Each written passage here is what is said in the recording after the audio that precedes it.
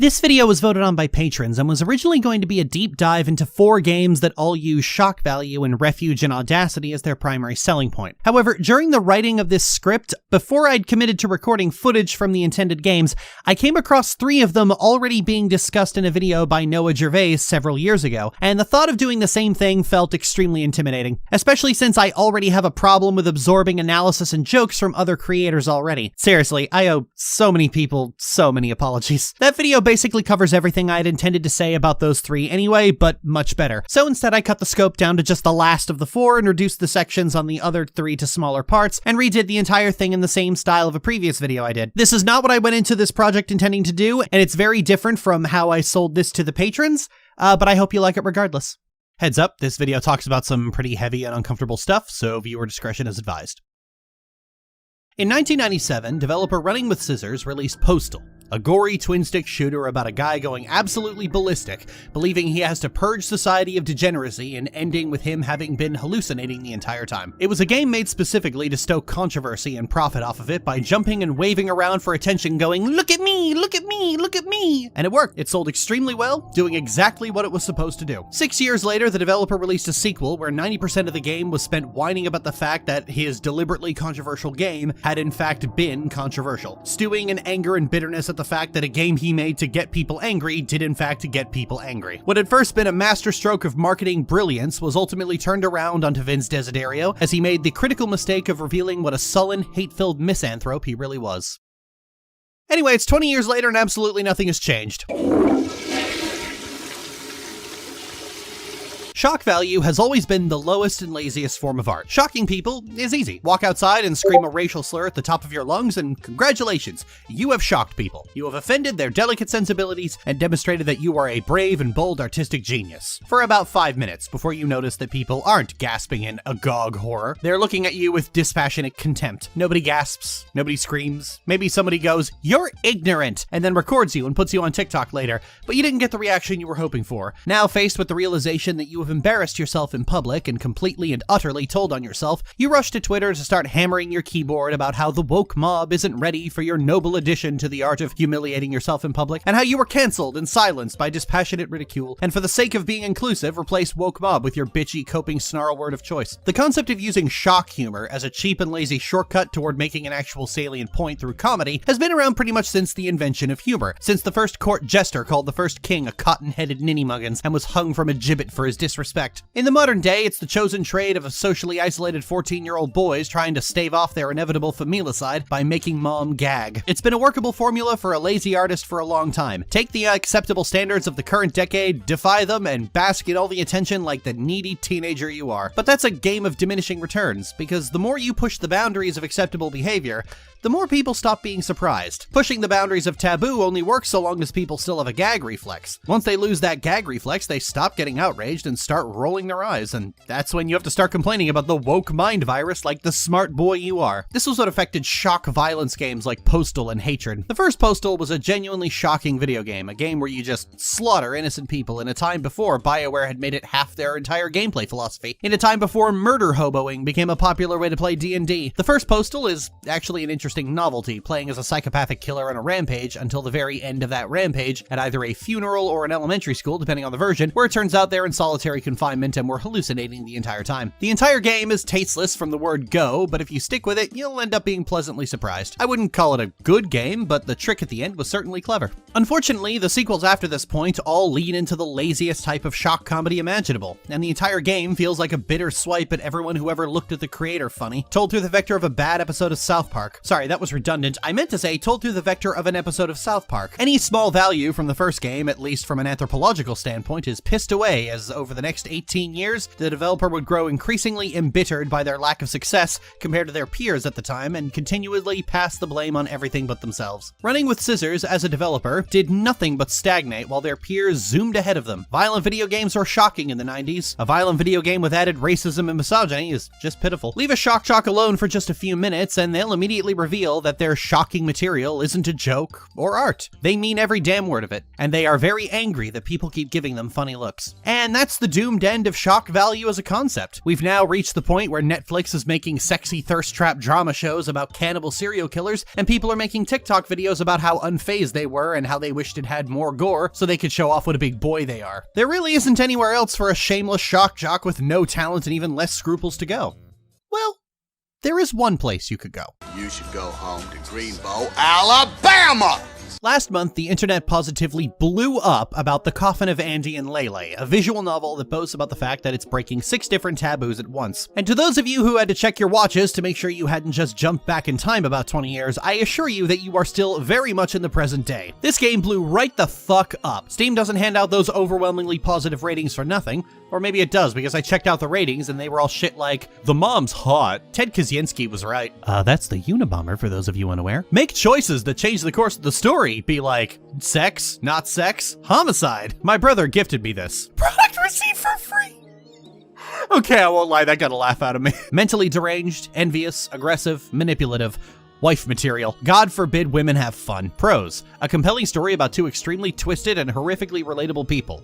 Sister wife. Every positive review was either a joke or complaining about Twitter, and I saw maybe one person claim that the game had any artistic merit towards it. So for the first time in years, somebody actually played the shock jock grift and won, because for every 4 people who go, "Can you believe this shit?" there's one who goes, "It might be fun." But if you're familiar with this grift, you already know that once you're in there won't actually be anything of merit to it. The blurb goes, "Brother and sister practice cannibalism after witnessing a botched satanic ritual." Immediately, it's given the game away. 2 siblings violating the worst taboo on the planet? Yeah, I'm sure they'll leave the second and third worst completely where they are. Definitely positive on that, no doubt about it. The thing is, that's gonna continue being Schrodinger's sleazebag until someone with critical thinking skills and no gag reflex actually puts on the rubber gloves and sifts through the sludge. I'll do it, gimme. We open on discordant music while we watch a boy being bullied by his younger sister into doing something unmentioned, while the word suffer or fuck keeps echoing in the background. But then the music cuts out and it turns out it was all just a dream had by this girl who looks like... You know those amalgamations of Democratic and Republican senators, where the faces of every rep was compiled together into one deeply uncanny hybrid? Well, Ashley looks like that, but for every quirky teenager who is not like other girls. As much as you love the feeling of feeling sorry for yourself, it's time for a little interlude. It is titled, "Find Nutrients to Not Die." We look around a particularly grody apartment looking for food, as apparently it has been some time since this girl last ate. Your parents have fucked on this bed. Weird observation. Her brother is asleep in the shared bedroom, and sharing a bedroom? At that age? What's wrong with these two? Actually, no, I take it back. Don't answer. Andrew is asleep. You can't eat him. But I can tell by the look on her face she really wants to. Turns out they're locked inside and have been locked inside for months, with a warden standing guard outside and decidedly not bringing food to them. I know my rights. I demand a lawyer. And despite being in an extremely dire situation, Ashley is not exactly taking things seriously, at least not as seriously as her brother is. Now let's take a guess as to what Ashley's problem is. Is it A, antisocial personality disorder, B, hunger-induced delirium, or C, she's a goth girl in a game made by a weeb? We'll have a prize at the end for whoever guesses correctly. After hearing a racket coming from the neighbor, the two sneak across the balcony to find their neighbor engaging in a satanic ritual to summon a demon. Man, that's whimsical. My neighbors just scream and put more holes in the wall for the mice to get in. After playing voyeur, the two sit down to watch TV and then go to bed, where Ashley has a flashback to how they got locked in the apartment in the first place. Turns out there was some tainted water and the entire city was put under quarantine while their parents left to go stay at a hotel. But it turns out the workers watching them aren't actually bringing them food, but their mother doesn't believe Ashley when she says that. Then she stammers out an apology and a goodbye. Oh gee, I wonder why this girl is so messed up. Ashley spends the next morning cleaning up the laundry when Andrew wakes up and complains that it's a waste of energy. You're a waste of energy! Ashley's the brains of this operation, as you can tell. Eventually, she faints from exhaustion and wakes up with her head in Andrew's lap as they watch the news about how supply shortages are being taken care of while everyone is in quarantine, and that anyone worried about their loved ones who tries to help will be immediately shot. Man, you just know the creator of this had some opinions about mask mandates and consanguinity! Later that evening, Andrew answers the phone to someone being very upset with him and Ashley. Turns out it was his girlfriend. Well, ex-girlfriend now. Ashley is quite delighted to learn that Andrew and whoever that was are no longer seeing each other, and it's heavily implied that Ashley is the reason they broke up. Next morning, someone gets hauled away in an ambulance, and Ashley wonders if they'd bring them food if she got pregnant. How would you even get pregnant in here? Well, we do have that one charming fellow next door. Over my dead body! I am very uncomfortable with the energy that we've created in the studio today. The next day, after having a lovely talk with the SS officer outside, they just lay there and talk about the fact that nobody's come to check in on them while they slowly starve. starve. Andrew mentions wanting to jump off the balcony. Ashley insists on joining him, but he thinks it's sweet but too romantic. They argue about the semantics of the word romantic until their neighbor gets tired of listening to this shit and starts blasting his music to drown them out. Thanks, Satan. After hearing a scream, they go next door and see he succeeded in summoning his demon. He asks the demon to help him get out, to which the demon says, "Then perish," and kills him. The two break in to check on him, and Ashley starts getting ideas, and the two argue over the ethics and legality of violating one of society's most gruesome taboos and eating human meat. This is not the last time they will have a conversation like this. Looking for something to butcher the body, Ashley finds a wallet with $666 inside. This guy commits to the bit, I respect that. They butcher and transport the body. Ashley cooks an arm. She has no problem eating it, but Andrew almost throws it up. Then they argue about how Ashley made this with love, and Andrew tells her to quit nagging, and I know there's supposed to be a joke here about them quarreling like an old married couple, but the difference between that and normal sibling bickering is like the difference between night and later that night. I imagine going in blind would make all this raise an eyebrow, but I feel like just reading the summary already gives away the big joke that is this game's plot. If that doesn't, getting to the flashback where Ashley demonstrates herself to be extremely possessive of her brother when one of her friends from school expresses having a crush on him most definitely will. I'll make her think twice before stealing from another woman. Ashley hatches a plan to lock her friend in a crate for the entire night, demonstrating that she's a little baby psychopath, and practically coerces Andrew into going along with this twisted scheme. I'm getting this weird sense of deja vu. It's pretty clear from context clues their parents are not exactly present, and it seems like Andrew has been left to deal with the job of taking care of his sister, and anyone with a degree in behavioral psychology will immediately see where that's going. The fact that all it takes is her friend having a crush on her brother to go from friend to murder victim is clear there's something very wrong with this girl. Even when they commit to torturing this poor kid, Ashley is still giving Andrew shifty eyes, demanding to know if she thinks their victim is pretty. I heard some people suggest that Ashley has antisocial personality disorder, but the truth is, you're not allowed to diagnose children that young with a personality disorder in the first place. Frankly, personality disorders are so stigmatized, the idea you can armchair diagnose a fictional character with one is reckless. I've seen people armchair diagnose YouTubers with personality disorders, which is so unethical that some people have been sued for defamation over it. Furthermore, Ashley just doesn't have enough dimensions to her character for that in the first place. They eventually lock this girl in the crate, and the two argue about it before Ashley turns on the waterworks to get Andrew to help her kill her friend. And this scene is interesting in the way it primes you to avoid looking any deeper into Ashley's character. She turns on the waterworks quite quickly in order to get what she wants, playing up her own loneliness and then immediately giving up the ghost when she wins. Anytime Ashley shows any genuine emotion other than sadism, it's usually just more manipulation. It's like the author is deliberately priming you to avoid seeing any depth to Ashley's character. She wakes up in the middle of the night with Andrew in turmoil over the fact that they ate human flesh and being completely disgusted at how casual Ashley is about all of it. Andrew is torn up about tearing up a body and how grisly it was, but Ashley is acting like they just went down the road for nutmeg and cocoa powder. I love you, Andy. Shove that Andy junk up your ass. My God, I don't love you that much. Aw, that's a horrible lie. The next morning, Ashley finds Andrew looking up how to summon demons, thinking the best way to get out of this tomb of an apartment is to dabble in the dark powers of the underworld. As you do. As they're setting up the ritual, the warden comes by worried about the quiet. They hurry to clean up the mess, but the warden finds Ashley hiding in the closet, and so Andrew, kills him. Hey, Paul! And we get probably the first real emotion from Ashley in the entire game. Andrew wants Ashley to keep quiet about everything once they escape, but Ashley reacts extremely violently to the idea that Andrew would tell her to do anything. And here's the thing, despite all the material of this game, I've remained largely unfazed. But there is actually one element to play here that truly disgusts me, and it's more about the fact that the whole thing is played for a joke. We'll get into it at the end, but suffice to say, the creators' attempts to shock are extremely weak. Getting outside, we find everyone's doors are barred with notes taped to their doors that look suspiciously like blood types. Downstairs, we find a woman who is apparently living like a queen with free food and an endless supply of video games, in stark contrast to everyone else who is slowly starving to death. Ashley wonders why she gets such special treatment and why they have to starve, and Andrew suggests that maybe Ashley's just not pretty enough to bribe the wardens. You think she's pretty? She needs to sort out her priorities. They make plans to use this woman as a human sacrifice to the demon to get rid of the second warden downstairs, but Ashley is caught up on the idea that Andrew doesn't think she's pretty. Getting back upstairs, they draw new runes in the dead warden's blood that sounds like the default RPG Maker wind effect. Then they go back downstairs and threaten the woman from before to lure the warden to the ritual site. Ashley goes back upstairs and offers the warden's soul to the demon, who refers to her as the human with the tar-colored soul, and gives her a dream catcher that will let Ashley have a dream about the future. Taking the warden's gun and keys, Ashley heads back downstairs intending to kill that woman, only to find that Andrew already did. And Ashley is still stuck on the fact that Andrew thought she was pretty. This leads to a huge argument about Andrew's sex life, and Andrew openly wonders what her problem is. Dude, you know what her problem is. You're not stupid. Ashley's been harassing his girlfriends and obsessing over his love life since they were kids. You already know something is deeply wrong with her. Connect the last fucking dot. People claim the relationship between these two has incestuous subtext, but We're well past that. Ashley can't stay on any subject without bringing it back to their relationship. And even when we see moments of vulnerability from her, it's shown immediately how she's always faking it. This isn't subtext. This is just text, as Ashley screams about how her brother belongs to her while beating the shit out of him. There are episodes of Criminal Minds more subtle than this. Fucking Spy Family is more subtle than this. Andrew ultimately gets the upper hand, and at this point I was like, kill her. Fucking kill her. Kill your abuser, Andrew. It's good for you. But he ultimately doesn't, because that's not the kind of game the developer wanted to make. With the key to the second floor in hand, the two sneak out of the second floor window using a carpet and a nail gun. All right, you first then.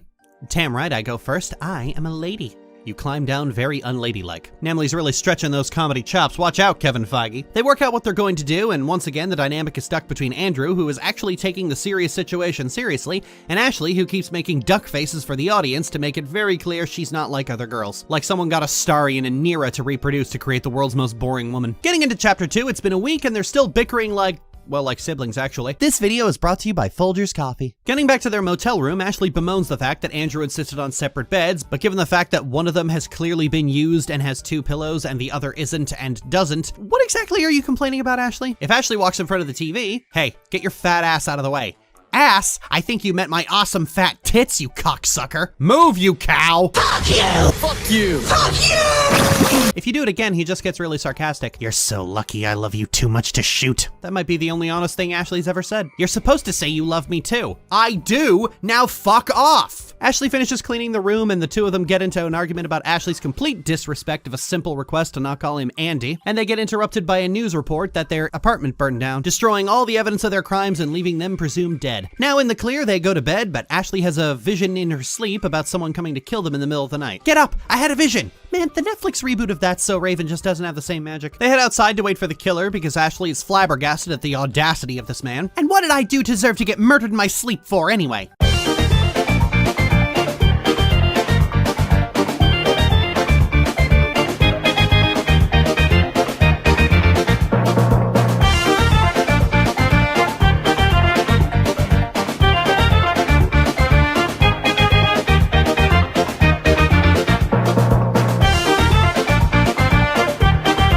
But Andrew gets bored and decides to follow some cultists. It doesn't amount to much except for when they start trying to summon a demon and it fails. Wow, look at this amateur hour. My Ashley summoned something on her first try. The word of the day today, kids, is trauma bonding. Returning to the motel room, they decide to grab their things and leave, even with the hitman in there. If you interact with the cabinet, you get your throat slit with a game over text saying that Andrew didn't fare much better. Though given his romantic streak, he probably didn't want to live without you anyway. Fuck. This is one of the 2 times this game does something that actually hits me because fucking hell, that's bleak. Surviving and getting your things, you just have to head to the park. Are you tired of living? Ask your doctor if euthanasia is right for you.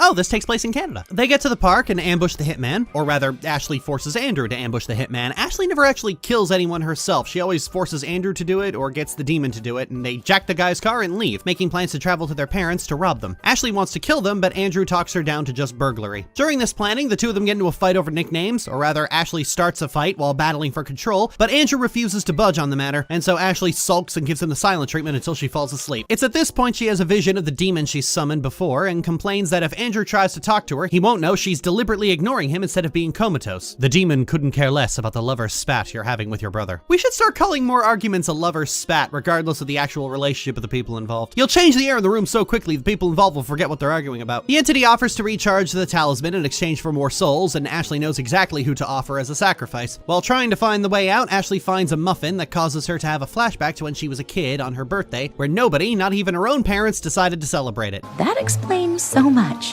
Andrew comes in and offers to buy her a cake, which gets downgraded to a pack of muffins because he's only 7 and doesn't really have much money. Ashley agrees, but only if he watches a really gory movie with her. Why do you like this movie again? Because I was told I can't watch it. I'll give credit where it's due, the developer knows their audience. The sad thing is, this is the only time the dynamic between these two is actually cute, when they're just being normal kids. Well, normal for Ashley at least. And it's the first time any insight is offered into why Ashley is such a fucking wackadoodle. She's basically isolated and neglected by her parents with only her brother for company. That's a very dangerous little game for a parent to be playing. Unfortunately, that brief moment of character work is ripped away the moment Ashley wakes up and starts with the whole psycho goth girl shtick once again. Arriving at their parents' house, the two break in and start rifling through their parents' things looking for shit to steal when they come across letters claiming their deaths were blessings in disguise and their death certificates indicating that shit's about to get fucky. Their mother comes home and they both play dumb and act like they were let out of quarantine and then have dinner. While cleaning up, Andrew flakes on robbing the house or killing them, and they get into another lover spat as Ashley gets it into her head that Andrew will leave, despite the fact that he has literally never done that. While they're arguing, their mother walks in and sees them, and given that Andrew's fingers are hooked in Ashley's belt loop, I wonder what correct conclusions she's going to draw. Their mother asks if they have anywhere to stay, but they don't, and they don't plan on living there anyway. But since you're already here, I guess one night won't be a problem.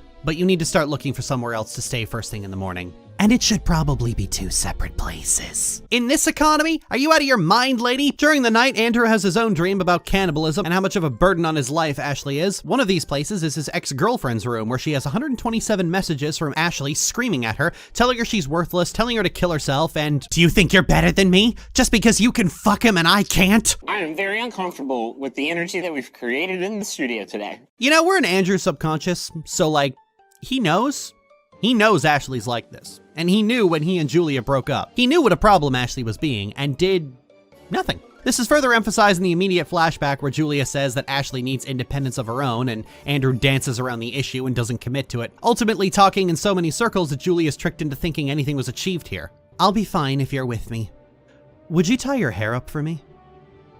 Oh no. The thing is, so far Andrew is the subtle character, the one with an actual shred of normalcy that makes his descent into madness more unnerving. Ashley gives up the ghost right from the start of the game and spends the rest of the game being a creepy stalker. Andrew has to slowly descend to that point, so when you reach moments like this, it sucker punches you right in the stomach. It would actually be really good if the entire game was like this, and that's what most people who talk about it claim it is. After finishing the puzzles, we get another flashback to them opening the crate they left that one girl in and finding that she's dead. Oh my God, I can't believe it! Andrew is horrified while Ashley is completely unbothered. Ashley doesn't start taking things seriously until Andrew makes it clear that boys and girls go to separate prisons if they're caught, and that's when she wakes the fuck up. Well, how was I supposed to know that? They bury Nina and then go home, where Ashley makes it clear that if Andrew doesn't do everything she wants and agrees to be her best friend, she'll tell everyone what he did. So Andrew says he'll be whatever she wants him to be. Very poor choice of words. A week later, they make a blood oath. Yes, children making blood oaths that Ashley will keep quiet so long as Andrew keeps his eyes closed, which I assume means turning a blind eye to her bullshit. The dream ends when Ashley keeps whispering in his ear to kill their parents. They argue, start getting affectionate, and get interrupted by their mother, who is starting to catch wise to the fact that shit's about to get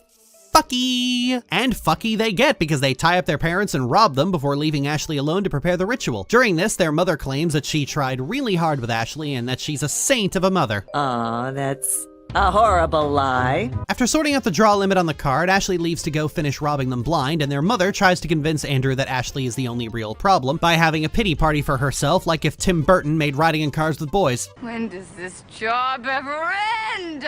You call it a job? What do you think it is, a calling? Then she offers to let Andrew stay there, get him a job, get him a normal life, but Andrew refuses. He's seen the death certificates, he knows she's full of shit, his mother doesn't get his flat-out refusal, them being on the run and being murderers can't be preferable to a normal home life, so she makes her best guess, to which Andrew is caught completely off guard. Andrew vehemently denies such accusations, but Ashley comes in at the worst possible time, or the best possible time, depending on how much you enjoy secondhand embarrassment. They summon the demon and it eats their parents' souls. The demon recognizes Andrew and tells Ashley to bring him along on her next vision quest. Then they clean up the bodies, and a noticeable change is things between them are a lot more affectionate than they were before. Then they both decide to see if they can use the artifact together and go to sleep. The dream involves things I actually have more to say on later, so we'll hold on to that for now. Suffice to say, at the end you can choose between going through one of these two doors, only one of which actually grants a vision, that vision being a conversation that happens post-sex. They both saw it, and in keeping with the theme, Ashley is flippant while Andrew is positively mortified. Screw you! Yeah, you just might. Andrew and Ashley both start saying the quiet part out loud, where Andrew reveals he is aware of how jealous and possessive she is, and Ashley says she figured it was inevitable. Oh, I'm sorry, did I say quiet part out loud? I meant the loud part into a megaphone, into a vuvuzela, into another megaphone, into that air horn Mark Rober built, into a walkie-talkie to the other side of the country, into that sound cannon the police used to brutalize protesters, and then into a third megaphone just for good measure.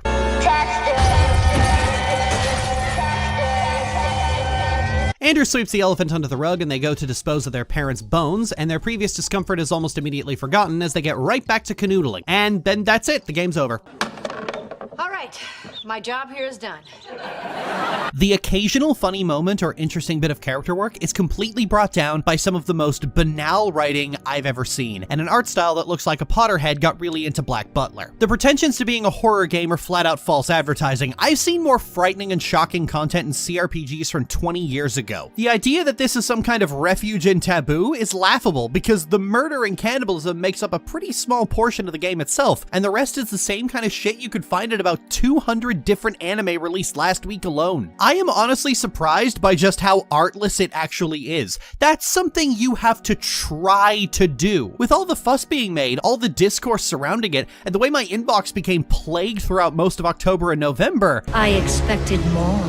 hearing other people talk, you get the impression that this game is about toxic codependency and murder with incestuous undertones that unfortunately gained a fanbase of incest-loving freaks of nature. That's not what the game actually is. The cannibalism and murder are a small portion of the game. There is one scene that involves the eating of human flesh out of desperation, and that's it. The entire game's story is about Ashley's obsession with her brother and the way she sabotages his life so he can never leave her. This isn't subtext or an implication, it's explicitly what the game is about. The rest of their crimes are surprisingly blunted. They only kill 6 people over the course of the game and only 2 of them didn't deserve it. This is not a game about cannibalism with incestuous subtext. This is an incest game with a brief aside about cannibalism. I can understand why people are upset, because the game sells itself as one thing and is secretly about the other. Well, I mean, it's not a secret anymore, actually. The way people talk makes it sound like it suddenly turns that way in the last 5 minutes, but no. It's like this the entire game. Actually, getting to this point, you realize why all the Steam reviews won't talk about anything else, because there isn't anything else to talk about. This is all made especially clear in the burial dream, and it's the only time where Ashley starts to be anything more than just a cardboard cutout with a TV Tropes article taped to her face. In the dream, you wander around positioning plushies in ways to mimic Ashley's perception of real life. Place the green plushie with the pink plushie, and the pink plushie is happy. Take it away, and it gets angry. Ashley slowly locks away everyone getting between the pink and green plushie, from representations of her parents to her old school friend that she murdered to Andrew's girlfriend. She destroys them all in one way or another, making sure nothing can take Andrew away from her,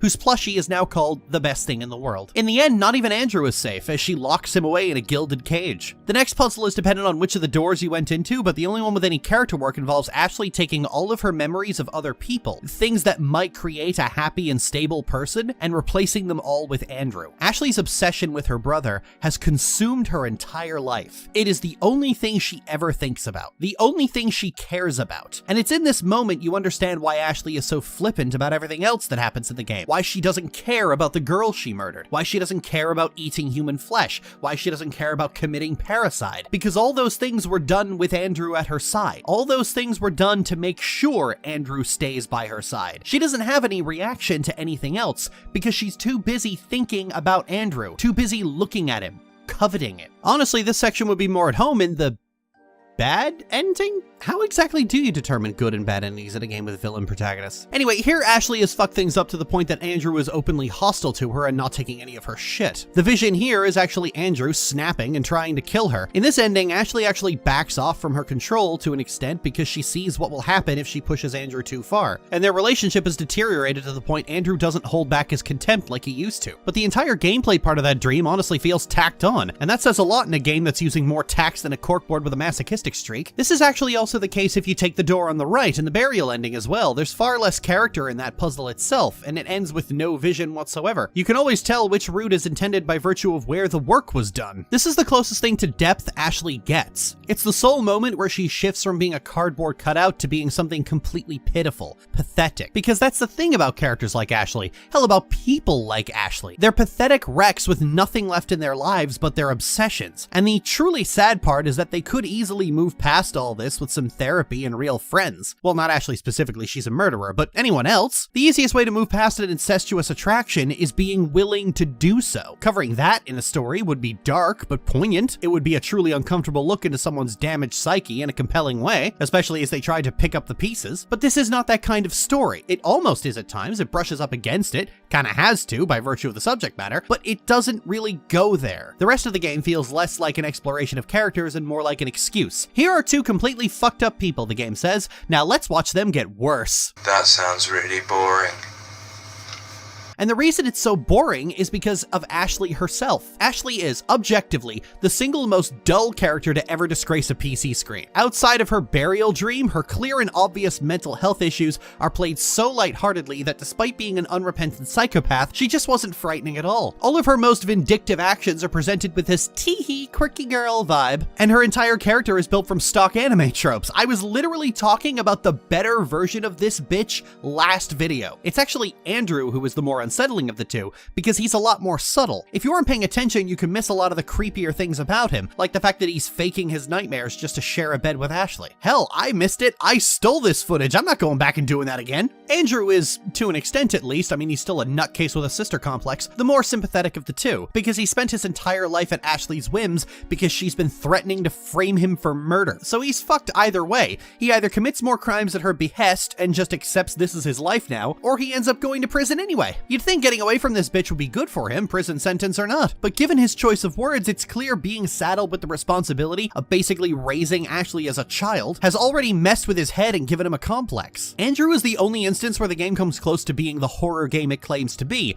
ironically by rigidly adhering to the banality of evil. Evil doesn't come from grand motive. Evil is boring, dreary, bureaucratic. The main fundamental difference between a serial killer and a genocidal dictator is an army of yes men. It's clear the author can write a genuinely disturbed person, and for the other half of the main characters just willingly chose not to. Parodying what Ginger said on the Squadcast last year, there's a fundamental difference between a creator who can't write versus one who can and refuses to. Ashley is just ridiculous. Both her extreme cruelty and theatricality. This is the main character of the game, and there is less to her than a Saturday morning cartoon villain. I'm the first one to say villains don't need to be complicated, but villain protagonists kinda do. You learn everything about her by the end of the first flashback, and then you just have to keep watching her waffle around until the last 20 minutes. Ironically, playing this game made me think more about a film called God Bless America, where two people go on a rampage because they think society is degenerated, but all they really do is kill people who are being kinda rude or fishing for attention. Sure, you get the catharsis of watching not Glenn Beck get shot. Fuck, remember when he was relevant? And while the film does try to give the catharsis of just shooting every asshole in your path, it also shows that ultimately you can't kill them all and society will just step over your body and carry on as it was before. It doesn't end cathartically, because if you're the kind of person who thought American Idol was the symbol of the end times, the whole film is about how you're a fucking nutcase. Replace American Idol with TikTok and suddenly Frank feels like guys my age going on a rampage and killing some teenagers for saying unalive,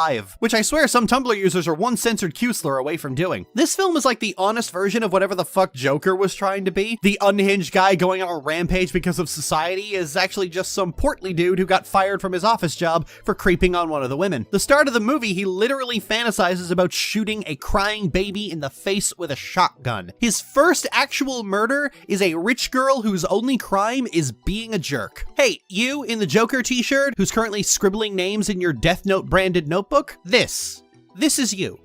This is what we think of you. What makes this movie work is that it's decidedly unsexy. The only person who thinks Frank is cool is the actual teenager who thinks they're so edgy and knows everything. It's a film that goes against the common sentiment that we all have violent urges. It's common for people to say, hey, you know, we've all wanted to kill the guy who cut us off in traffic, but the uncomfortable reality is, no, we don't. We don't all want to kill all the rude people we meet in our lives, you self-absorbed fuck. We don't all have violent urges toward a baby crying on a plane, and your violent thoughts aren't even violent. They're a melodramatic, fantastical expression of how much you absolutely despise being even slightly inconvenienced, because you're such a fucking self-absorbed drama queen that the slightest obstacle makes your imagination go into overdrive. The Coffin of Andy and Leyley starts at that point, with Ashley jumping right to sociopathic cruelty the moment someone gets between her and her brother, but doesn't go anywhere with it. It reaches the point where a thesis has to be made, and then it just doesn't. Is it any surprise some people think depiction is endorsement when this is your depiction? Once you reach the end, there's no point to be had. It's just, what are you doing step bro with fewer steps? We reach the end where it turns out that in the future they're likely going to fuck, and the game goes, ta-da! And I'm like, what are you ta-daing for? You didn't do anything. Oh, but isn't that shocking and disturbing? No, game, it isn't. You've been priming me the entire time with scenes that scream, they're gonna fuck, oh lord, they're gonna fuck. And then they fuck. I don't know what you expect me to say. Well, that's a lie. I know what you expect me to say. The impudence! The audacity! The unmitigated gall! The closest this gets to that horror factor is that it shows an Andrew not far from the future who is completely broken and joined Ashley in the second circle of hell. But the scene afterward doesn't do anything with that, but engage in a long back and forth about how, oh, we can eat and kill people, but we can't fuck, which ignores the fact that up until the very end, Andrew hasn't wanted to do any of that either. Ironically, most of the game's own fans parrot Ashley's words when they encounter anyone who is made uncomfortable by the incestuous nature of their relationship, which is right up there with quoting Tyler Durden, Rick Sanchez, Tony Montana, Walter White, Kylo Ren, Darth Treya, Anduin Rin, or Thanos. It's a bad argument, and you know it's a bad argument because you made your psycho goth waifu say it out loud before anyone else had the chance to. The reason for that dissonance is most people are fine reading a story about a cannibal serial killer because it's almost guaranteed that it will end badly for that person. Furthermore, cannibal serial killers were in the news for a short time and have been the subject of villain stories for decades. Establishing your villains as eating people isn't much of a shock. We've all seen Silence of the Lambs. We all know how this goes. Consensual incest, on the other hand, is not narratively compelling in the same way, at least not in this context. That's more the realm of tragedy, not horror. Look, I'm not the first person to point out that we tend to be more lenient about depictions of violence over depictions of sex, but I am going to be the first person to point out that pointing that out doesn't make you clever. You haven't caught on to some secret. The public is squeamish about sex, and more so the more unconventional it is. Depicting consensual incest in a story is going to turn most people off. That is brand new information! The truth is that this isn't a dark story that covers dark themes. It looks like one, it's wearing the skin of one, but that doesn't make it one. Dark stories have something to say about their material, and that's the problem with these shock games and why they're always flashes in the pan. Why Postal became a household name, but Postal 4 was met with nothing but dispassionate ridicule. It can't shock because it has nothing to say. It doesn't use incest for artistic reasons, it simply revels in it. But at the same time, it's too afraid of outcry to go anywhere. At time of writing, the third episode is still not released, and I think that was a deliberate choice. The whole story has an air of, just kidding, haha, unless. The vision at the end is something the player can avoid if they want to, and it always avoids going too far in the present day, as if testing the waters to see how people will react. Strip away the aesthetic and taboo and the fact that 90% of the appeal is in going, oh my god, I can't believe they made a game like this. And what you're left with is a rather bland and dull story about someone being systematically abused by their gleefully violent and terminally obsessed younger sister. And you know what? I could have told you that kind of story for free. Ashley's abuse of Andrew and her consistent wearing down of his mental well-being is the one consistent through line the game has. We see it right from the start where Ashley's jealousy drives her to actively murder Andrew's friends. By the end of the game, she's dragged him down into the same pit of hell she's been in for decades. This could theoretically be an interesting story. AMAB siblings being abused by possessive AFAB siblings isn't something people take seriously, and boy do I know that from personal experience. But this game doesn't do anything with it. It's just refuge in audacity. But truth be told, if you asked me if I thought every person who liked this game had an incest fetish, I'd probably say no. It's common in material that covers fucked up taboo relationships to assume that the taboo is the only selling point and the people who liked it clearly liked it for that reason and that reason alone. And while those people certainly are here, I honestly think it's the aesthetics that draw more people in. If you changed literally everything else about the story, the genre, the characters, the theme, the tone, the aesthetics, made it about like a loving yet fucked up relationship with two completely different looking characters, I don't think it would have the same audience. Getting to see a skinny goth girl cut people up and eat them probably had way more of an impact in why people will buy this game over its supposedly taboo material. If the main characters weren't just a Tumblr sexy man and Tim Burton's Shadowheart, it wouldn't have had as big of an audience as it does. And indeed, that's just as base and boring as those who are in this to sing Sweet Home Alabama all summer long. The only thing about this that comes close to making me angry is thinking about how for years we've had to deal with people with just the most boring tastes in the world, acting like they're some brave, bold counterculture pushing against puritanical American values. The people who romanticize abusive relationships, the women who fawn over serial killers like rockstar groupies, the men who do nothing but watch anime about owning a little sister figure like a pet. The sad, depressing, bleak reality is that they think they're an outsider, but they aren't.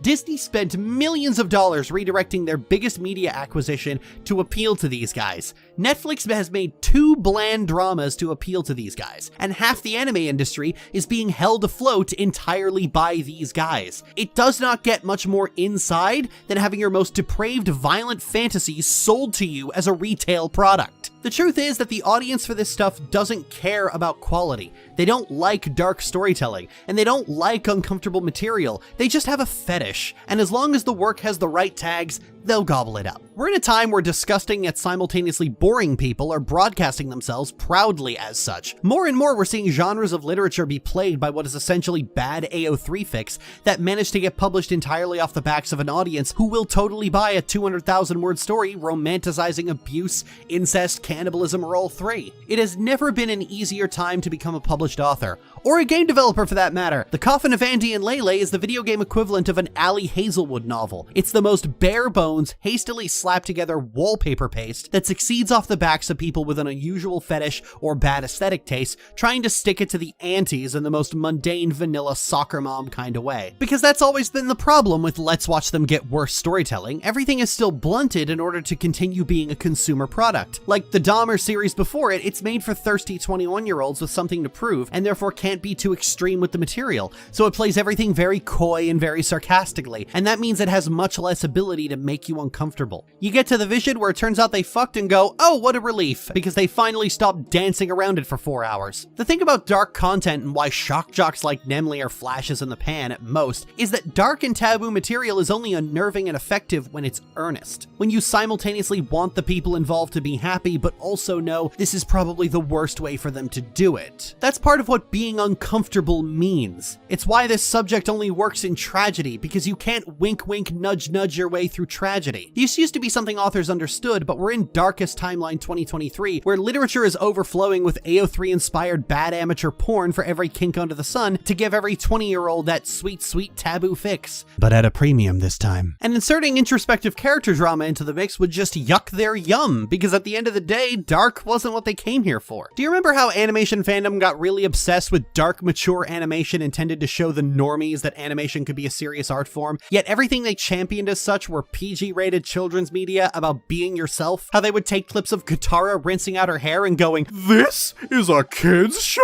Thereby moving the goalposts of acceptable material back several notches so they could delude themselves into thinking children's media was actually super mature and for grown-ups. The thing about those guys is that they didn't actually want mature animation. They wanted Toonami with more blood. If you made the animation equivalent of the Shawshank Redemption, they would have turned their nose up at it for not being anime enough. Their stated interests in what they actually wanted were fundamentally opposed to one another. They had redefined mature animation to mean Naruto and demanded the industry give them that. And most of the people who are after the nasty stuff have done the same thing. They demand the most filthy, profane art imaginable, but what they produce as an example is just a Quentin Tarantino film with extra steps. I'm reminded of the way fans of the Dahmer series openly bragged about how they watched it while eating and wished they'd had more gore. And I realize I sound like those guys in my critique of this game, but what sticks out to me is that it fundamentally missed the point of why people were upset. It's that the actual real victims of Jeffrey Dahmer, the mutilations of their bodies, the way law enforcement let it happen, and the way Dahmer continues to be lionized by groupies to this day, was all made into an exploitative TV show for true crime fans to salivate over. Not that it was too gory. Indeed, there is something pretty fucked up about making a mini-series out of a serial killer instead of, like, you know, a documentary, and this performance of people bragging about how it didn't faze them was especially disrespectful. This wasn't the time to tell everyone what a big boy you are watching the slasher movie without being queasy. If anything, you were missing the point so hard you impaled yourself on a rock. Especially this bitch. When everyone is having a problem finishing the Jeffrey Dahmer series, but you finished it and wished it had more gore in it, that's a real roundabout way to say you wished you got to see more black men get carved up like a Sunday roast. The truth is, entertainment as a consumer product is designed to downplay gore and violence by, ironically, hyperinflating it. The footage of Bud Dwyer committing suicide on camera will put any idea that you have a strong stomach out of your head. You have no fucking idea how much Hollywood babies you when it comes to violence while pretending to be edgy to stroke your ego. And that's part of why violence is more acceptable in art than sex. And all of this I am very badass shit was just a bunch of sad idiots posturing to show they have a stronger stomach than the people who thought this was gross. Because that's always been the thing about this new brand of Twitter edgelord. The Puritans, or the woke scolds, or the antis they're always complaining about live in their heads completely rent-free. They can't do anything without turning to those guys and going, "Sorry, you're too sensitive.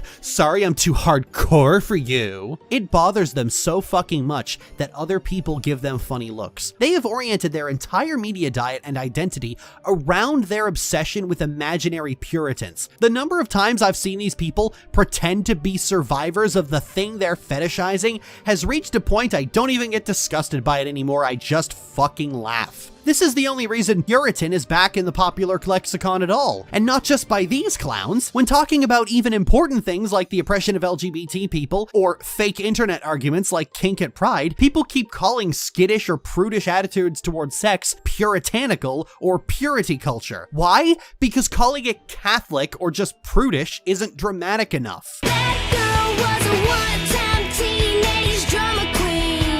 That's just where we're at now. Outrage isn't what it used to be. Nobody writes letters to the editor or goes into the street yelling, "Ban this sick filth!" They just snark at you on Twitter. And so people who are delicate and can't handle any public backlash at all will just exaggerate like the melodramatic little bitches they are. Even the political right doesn't have outrage like they used to. They're all trashing Walmart because Bud Light put a rainbow on a beer can or whatever the fuck that was all supposed to be about. I've said this about a lot of things over the years, but this refusal to move past the mental age of 14 is what's really bringing down art. This whole performance has for so long smacked too much of someone loudly and proudly screaming for their mom to get out of